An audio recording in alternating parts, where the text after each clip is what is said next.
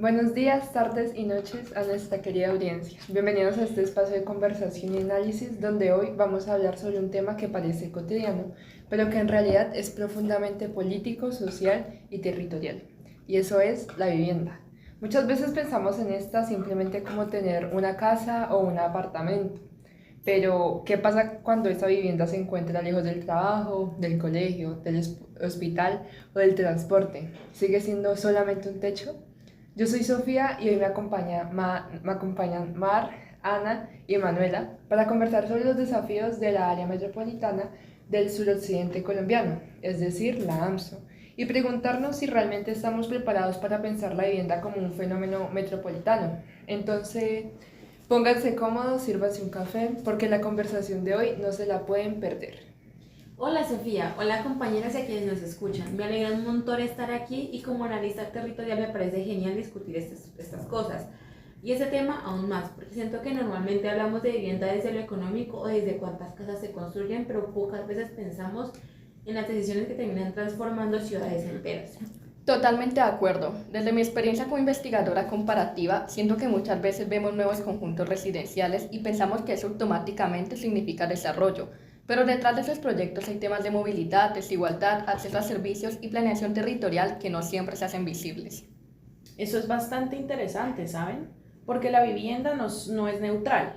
Donde se construye, quién puede acceder a ella y qué municipios reciben ese crecimiento dice mucho sobre cómo se distribuyen las oportunidades y también las desigualdades en una región.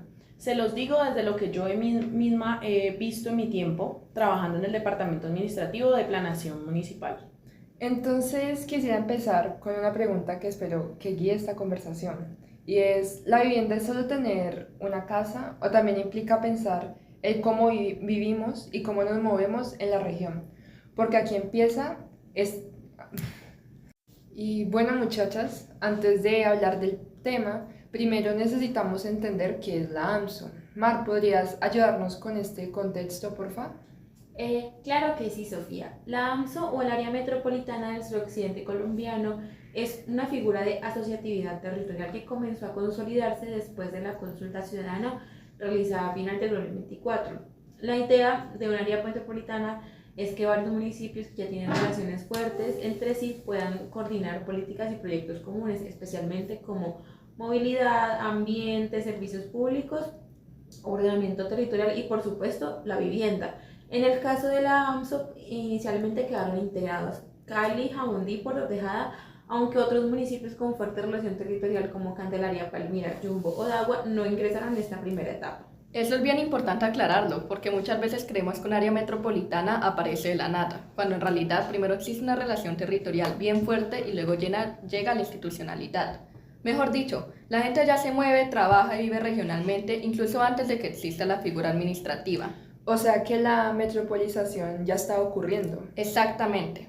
Y eso pasa alrededor de Cali desde hace años. Cali continúa siendo el principal núcleo regional porque concentra empleo, universidades, hospitales especializados, comercio, equipamientos metropolitanos, mejor dicho, buena parte de la actividad económica. Pero mientras eso ocurre, gran parte del crecimiento residencial empieza a desplazarse hacia municipios vecinos. Y ahí aparece una cuestión clave que me parece súper interesante. Las ciudades dormitorio. Porque muchas personas viven en un municipio pero desarrollan casi toda su vida cotidiana en otro. Ve, ¿y eso será que podrías explicarnos un poquito más? Claro que sí. Una ciudad dormitorio es un municipio donde mucha gente reside, pero desde donde debe desplazarse diariamente hacia otro lugar, para así sea trabajar, estudiar, acceder a la salud o resolver actividades básicas. Y eso está ocurriendo en muchos municipios cercanos a Cali. Jamundí y Candelaria son ejemplos muy claros. Entonces, aunque administrativamente son municipios distintos, funcionalmente están profundamente conectados con Cali. Claro, y Para entender mejor lo que puede pasar en la AMSO, quisimos mirar experiencias que ya llevan tiempo enfrentando estos retos que son similares. Y empecemos con Barranquilla. Ana, ¿por qué escogimos este caso? Simple, porque Barranquilla es un ejemplo muy claro de cómo la vivienda puede expandirse más allá de la ciudad principal y transformar toda una región. El área metropolitana de Barranquilla está conformada por Barranquilla, Soledad, Malambo, Galapa y Puerto Colombia. Y aunque Barranquilla sigue siendo la ciudad núcleo, buena parte del crecimiento residencial se ha desplazado hacia municipios vecinos, especialmente Soledad y Malambo. O sea que pasa algo parecido a lo que estamos viviendo alrededor de Cali. Sí, hay similitudes importantes. Barranquilla continúa concentrando empleo, universidades, servicios especializados y actividad económica, pero muchos proyectos de vivienda, especialmente BIS y VIP, se han localizado en municipios donde el suelo es más económico y hay mayor disponibilidad para construir. Yo creo que ahí aparece también otro concepto clave y es la vivienda periférica, es decir, proyectos habitacionales que se desarrollan en bordes urbanos o municipios cercanos a la ciudad principal. Esto tiene ventajas, claro, por ejemplo, precios más asequibles, posibilidad de vivienda propia, mayor disponibilidad de suelo, pero también genera nuevas dependencias. Porque precisamente la pregunta no es ¿hay vivienda?, sino ¿qué tan conectada está esa vivienda con la vida cotidiana? Y ahí Soledad y Malambo son casos muy interesantes. Muchas personas viven ahí, pero continúan dependiendo de Barranquilla para trabajar, estudiar o acceder a servicios especializados. Entonces aquí aparece nuevamente la idea de dependencia funcional. Exacto, Sofi. Administrativamente son municipios muy diferentes, pero funcionalmente están profundamente conectados. La ciudad principal sigue concentrando oportunidades y eso obliga a miles de personas a movilizarse diariamente. Y cuando eso no se acompaña con suficiente infraestructura, aparecen problemas como congestión vial, presión sobre transporte, déficit de equipamientos y pues desigualdades territoriales.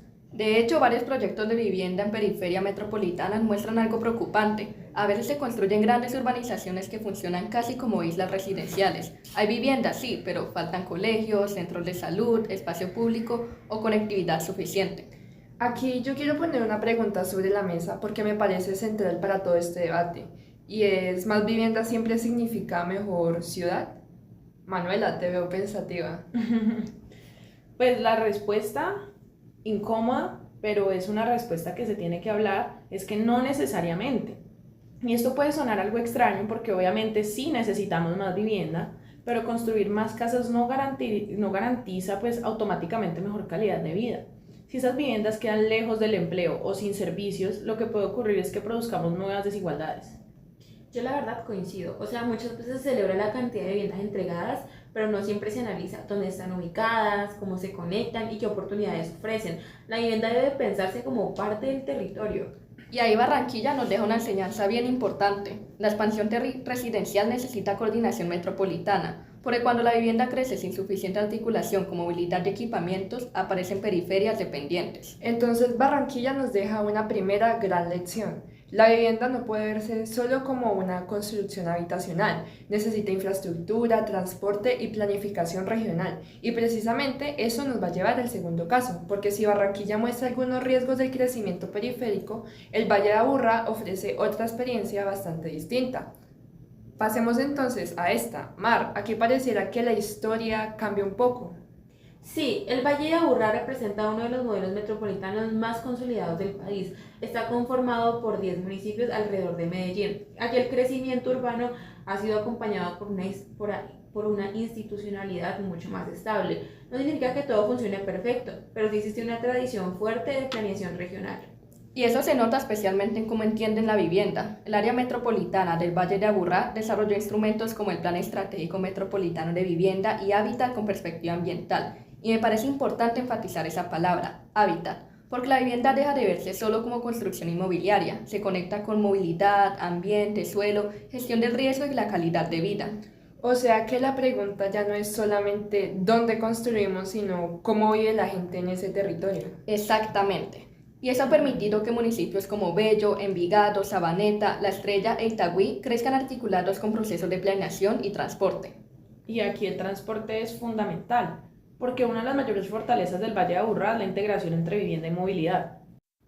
Ahora llegamos a lo más chévere de esta conversación. Ya vimos que Barranquilla y el Valle de Aburrá muestran caminos distintos de crecimiento metropolitano, pero ahora la verdadera pregunta es inevitable y es ¿qué tan preparada está realmente la AMSO para enfrentar estos retos?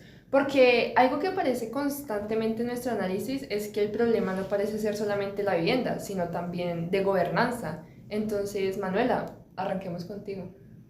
Claro que sí, y creo que ahí está el punto más delicado, porque la AMSO enfrenta un desafío que va más allá de construir casas.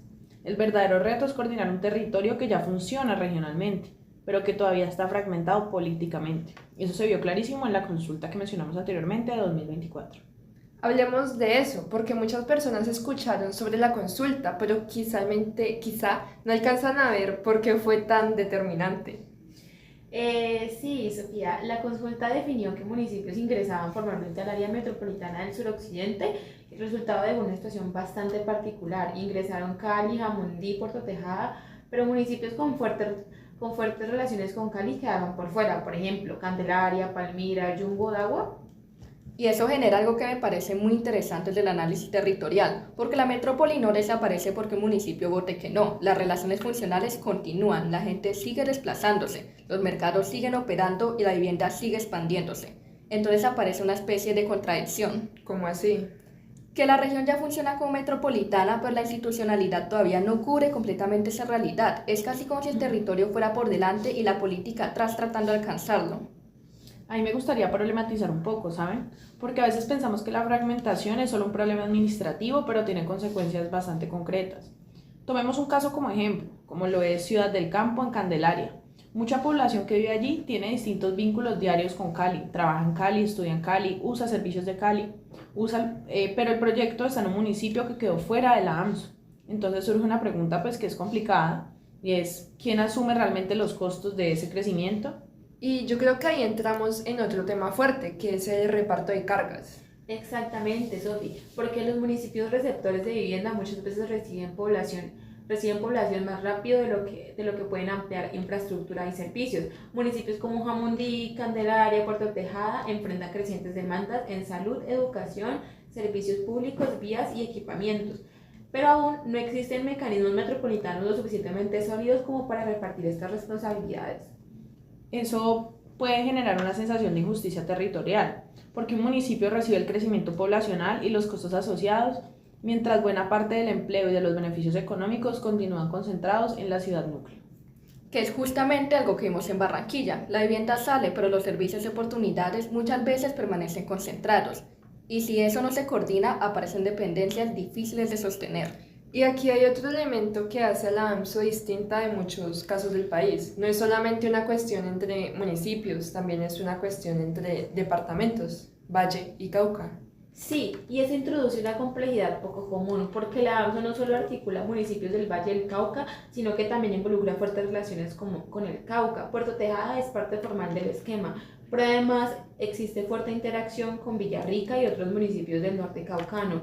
Esto implica coordinar normas, presupuesto, planeación y decisiones políticas entre territorios pertenecientes a departamentos diferentes. Y eso es muy importante, porque muchas áreas metropolitanas del país operan dentro del mismo departamento.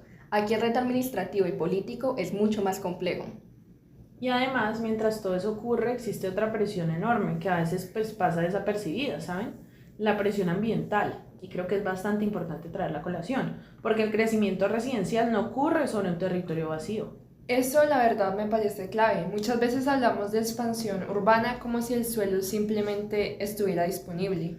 Exacto, y no es así, o sea, la AMSO enfrenta procesos de expansión hacia zonas rurales, vivienda campestre, ocupación de áreas periféricas y lo que algunos estudios llaman rurbanización, es decir, territorios rurales que comienzan a transformarse progresivamente bajo lógicas urbanas. ¿Y eso es necesariamente malo? No siempre, pero sí genera tensiones importantes, porque muchas veces esos nuevos desarrollos aparecen en zonas agroecológicas, áreas ambientales sensibles o territorios con restricciones de uso. Y hay surgen conflictos entre expansión habitacional, sostenibilidad ambiental y protección del territorio.